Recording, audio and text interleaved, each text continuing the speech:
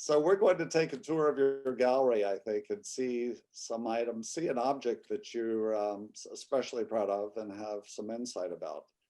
And That's right, yes, it's a wonderful Persian bowl from Kashan province in Western Persia, dating from the 13th century. and how did you come about owning this? Where did it come from? Well, it was originally in the LA County Museum, the Los Angeles County Museum, where it had been since 1969. It was part of a large donation they got at that time. It was then deaccessioned by the museum and sold at auction in 2002, after which it went into collection in Belgium. And it was then consigned to us for sale from there last year. And let's take a look at it, and then we can discuss some of the features and about what attracted you to it in the first place. Yes. Well, I think the first thing to be said about it is the color, which of course is very striking, and it's in fact a turquoise glaze. The bowl itself is made of pottery. It's a type of frit in fact, and it's been painted, as you can see, in black motifs with a touch of cobalt as well. This dynamic rayed design and flanked by these split palmettes and waterweed motifs. And what is the calligraphy? The calligraphy, interestingly, is Persian script, and it actually is a quatrain of poetry, a love poem. And it's very much in the style of the 11th and 12th century poets such as Omar Khayyam. So very typical. And I'm noticing that there's a considerable kind of crazing, some craquelure to the glaze. Is that typical?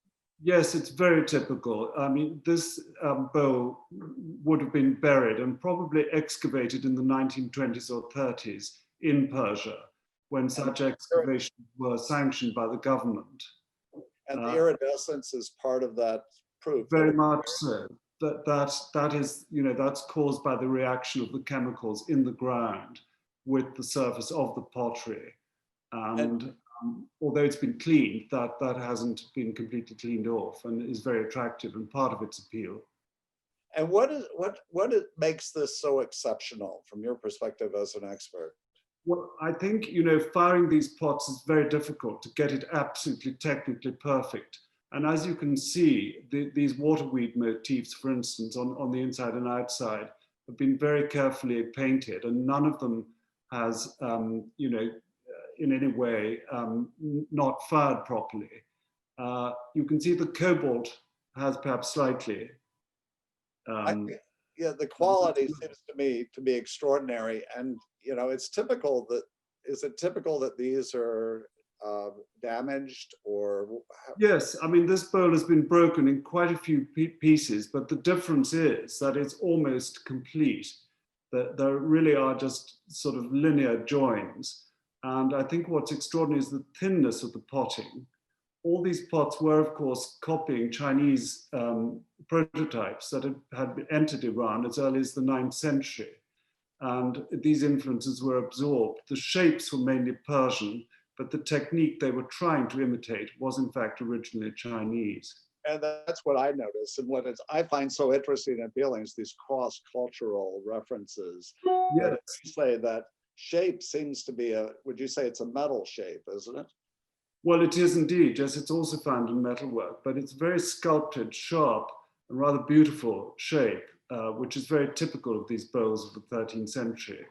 The hadith, I mean, the sayings of the Prophet died in 632 AD, and one of his sayings prohibited the use of silver and gold vessels for eating and drinking.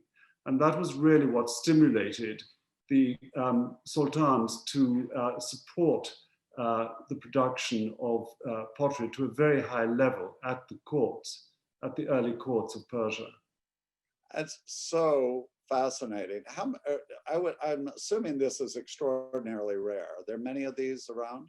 Well, the point is that actually, to answer your question honestly, there are many thousands of surviving pottery bowls from Iran. As I say, in the course of the 20th century, until about 1979, official excavations were sanctioned by the government and in fact given to select dealers who were then able to market them internationally. So there are very many bowls, but very, very few of them have this level of the thinness, firstly, and also just the technical perfection and the fact that none of the underglazed decoration has run. And this is very difficult to achieve, as you can see, both in the calligraphy and this water wheat decoration, which was so popular in pottery of this type at that time.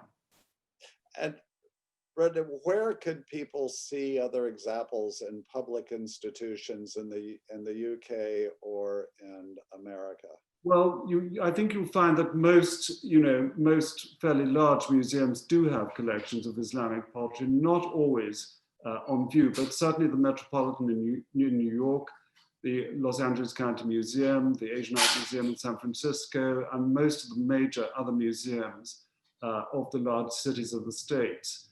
And in Europe, you'll see it in London at the V&A mainly, Victorian Albert Museum, and at the Louvre in Paris, as well as other European capitals, most of whom do have collections.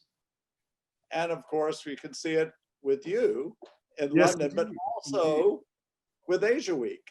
Yes. And we look forward to seeing you again and in person and having the opportunity to do so. Thank you. This was absolutely terrific. Any final thoughts that you want to share? No, I think it's just an exceptional piece. And well, one last thing, which is quite interesting, the technique with which this bowl was made was in fact really rediscovering an ancient Egyptian technique, which had been known. If you think of the faience objects that were made in ancient Egypt, it actually was a rediscovery of that technique. So I think that again, the color takes you back very much to that pure turquoise of ancient Egypt. Absolutely fascinating. Thank you, Brendan, for taking. Thank you so much, Lark. It's great. Thank you.